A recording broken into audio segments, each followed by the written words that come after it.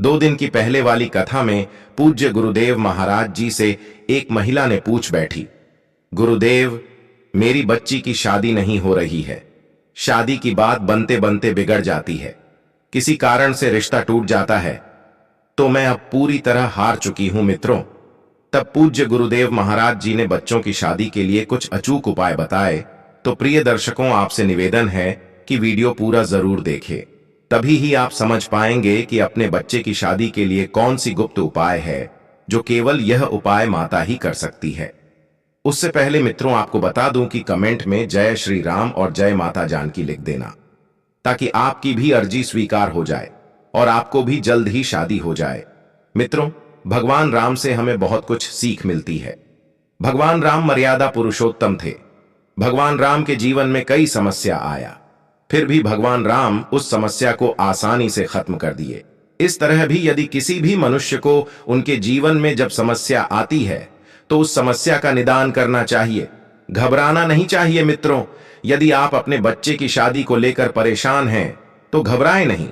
ऐसी मान्यता है कि विवाह पंचमी के दिन सीताराम को समर्पित पूजा अनुष्ठान करने से वैवाहिक जीवन की सभी बाधाएं दूर होती हैं। इसके साथ ही अखंड सौभाग्य की प्राप्ति होती है। विवाह पंचमी के दिन पर आप 9 तुलसी के पत्ते तोड़ लें। इसके बाद तुलसी दल में हल्दी कुमकुम लगाएं और फिर उसे एक लाल कपड़े में बांध लें। वहीं जिन लोगों के विवाह में समस्याएं आ रही हैं, वे लोग हाथ की दाहिने कलाई में इसे बांध लें। इससे उस जातक का ग्रह दोष शांत होगा। इसके साथ ही शादी में आ रही सभी प्रकार की रुकावटें भी दूर होंगी। मनोवांछित वर पाने के लिए अविवाहित लड़कियां विवाह पंचमी के दिन माता सीता को पूजा के समय सिंदूर अर्पित करें। इस समय शीघ्र विवाह की कामना करें। साथ ही अर्पित सिंदूर को अपने माथे या गर्दन पर लगाएं। इस उपाय को करने से मनचाहा वर की प्राप्ति होती है। अगर आपका रिश्ता पक्का होने के बाद बार बार टूट रहा है तो विवाह पंचमी के दिन विधि पूर्वक भगवान श्री राम और मां सीता विवाह पूजा करें। इस उपाय को करने से कुंडली में विवाह संबंधित दोष खत्म हो जाते हैं। भगवान श्री राम की मूर्ति के सामने देसी घी के दीपक में कपूर के कुछ टुकड़े डालकर जलाएं। मान्यता के अनुसार ऐसा करने से आय में बढ़ोतरी होती है और दाम्पत्य जीवन में खुशहाली आती है। साथ ही मित्रों, विवाह पंचमी के दिन श्री विष्णु और लक्ष्मी जी का गाय के दूध में केसर मिलाकर अभिषेक करें। इस उपाय से शीघ्र विवाह के योग बन सकते हैं। अगर अनुकूल ग्रह न होने से विवाह में देरी हो रही है तो उस ग्रह से संबंधित सामग्री का दान विवाह पंचमी पर करने से भी जल्दी ही शुभ फल मिलते हैं। विवाह पंचमी के दिन माता जानकी को सुहाग सामग्री अर्पित करके ब्राह्मण स्त्री को दान देने से भी आपकी विवाह संबंधी हर मनोकामना पूरी हो सकती है। यदि किसी प्रेमी प्रेमिका को प्रेम विवाह में दिक्कत आ रही है, घर वाले मान नहीं रहे हैं, तो विवाह पंचमी के दिन रामचरित मानस की पूरे दिन पाठ करना चाहिए, जिससे विवाह में आ रही दिक्कतें दूर हो जाती हैं और उनका वैवाहिक जीवन भी खुशहाल होती है। साथ ही आपका रिश्ता पक्का करने के बाद टूट रहा है तो विवाह पंचमी के दिन विधि विधान से राम सीता के विवाह कराएं।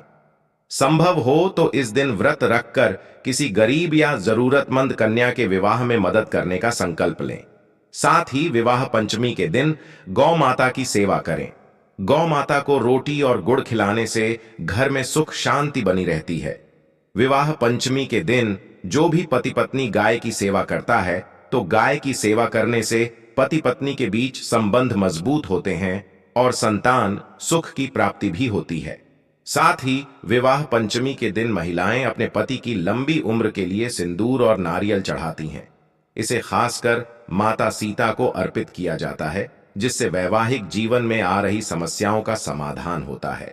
विवाह पंचमी के दिन कुछ लोग व्रत रखते हैं और अपनी कुंडली का मिलान करते हैं। यह उपाय विशेष रूप से उन लोगों के लिए है जो विवाह में किसी न किसी प्रकार की समस्या का सामना कर रहे हैं। मित्रों, विवाह योग्य युवक युवती जिस पलंग पर सोते हों उसके नीचे लोहे की वस्तुएं या किसी तरह का कोई खराब सामान या कबार नहीं रखना चाहिए। इससे विवाह में बाधाएं आती हैं। इस कबार को विवाह पंचमी के दिन अपने पलंग से हटा देना चाहिए। साथ ही ऐसा माना जाता है कि माता लक्ष्मी को कौडियां बेहद प्रिय हैं। और इन्हें लक्ष्मी जी का प्रतीक भी माना जाता है। इसलिए आप यदि विवाह पंचमी के दिन कौडियों का दान करते हैं तो आपके वैवाहिक जीवन से सभी प्रकार की परेशानियां दूर होती हैं और आपके जीवन में सुख समृद्धि आती है, जिससे आपके रिश्ते में मधुरता और मजबूती बनी रहती है।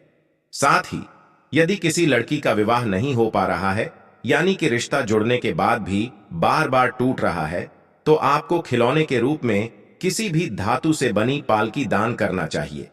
दान भी उसी कन्या द्वारा किया जाना चाहिए जिसकी शादी में रुकावट आ रही है। यह दान आपको शुभ फल प्रदान करेगा और जल्दी विवाह के योग्य बनेंगे। अगर आप घर और परिवार में खुशहाली चाहते हैं तो विवाह पंचमी के दिन राम जी और माता सीता को मीठे बेर और कंदमूल का भोग लगाएं। पौराणिक कथा के अनुसार वनवास के समय राम जी ने कंदमूल और मीठे बेर खाए थे। ऐसा माना जाता है कि इन चीजों का भोग लगाने से घर में सुख समृद्धि का वास होता है। साथ ही साधक पर सदैव राम जी की कृपा बनी रहती है। इसके अलावा पूजा थाली में केसर भात, फल, मिठाई, दूध और दही समेत आदि चीजों को शामिल किया जा सकता है। ऐसी मान्यता है कि इन चीजों का भोग लगाने से दरिद्रता से छुटकारा मिलता है और धन की प्राप्ति होती है।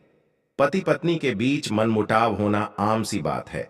पति पत्नी इन झगड़ों को आपसी बातचीत से सुलझा भी लेते हैं, लेकिन कई बार बात इतनी बिगड़ जाती है कि पति पत्नी साथ होते हुए भी साथ नहीं होते।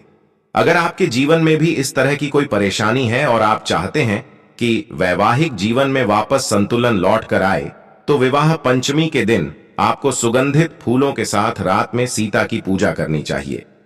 पूजा समाप्त होने के बाद सुगंधित फूलों में से एक फूल अपने जीवन साथी को देना चाहिए।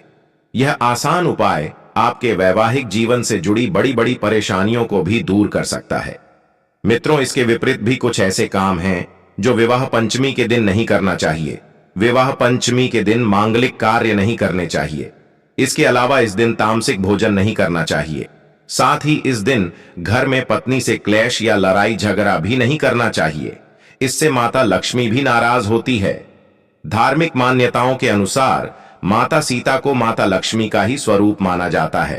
पौराणिक मान्यता है कि केले का पेड़ घर में लगाना बहुत शुभ होता है। यह भगवान विष्णु, मां लक्ष्मी और बृहस्पति से जुड़ा है। केले के पेड़ को विष्णु जी का प्रिय वृक्ष माना जाता है। घर के आंगन या बगीचे में केला लगाने से शुभ फल मिलते हैं।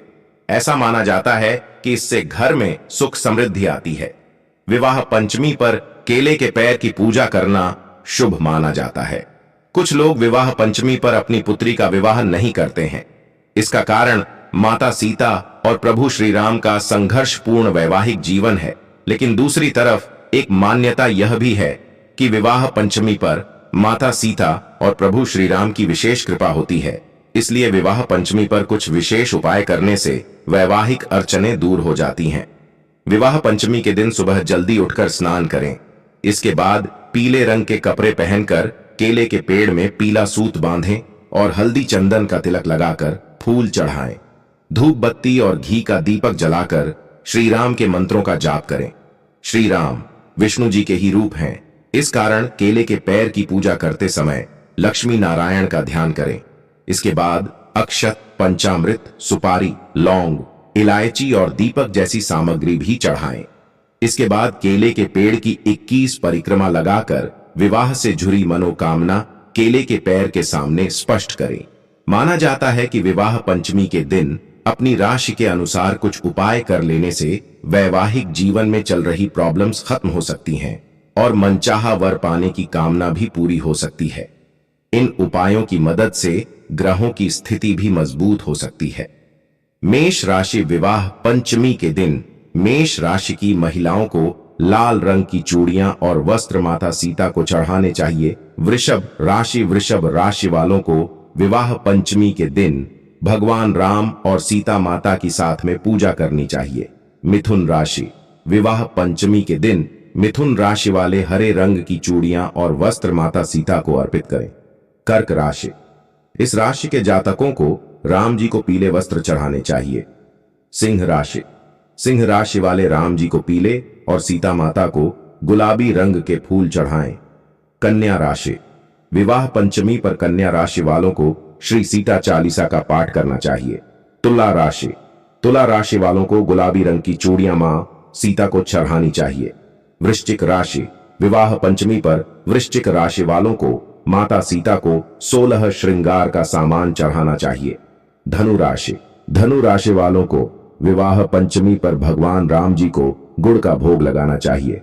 मकर राशि, मकर राशि वालों को विवाह पंचमी पर श्री राम चालीसा का पाठ करना चाहिए।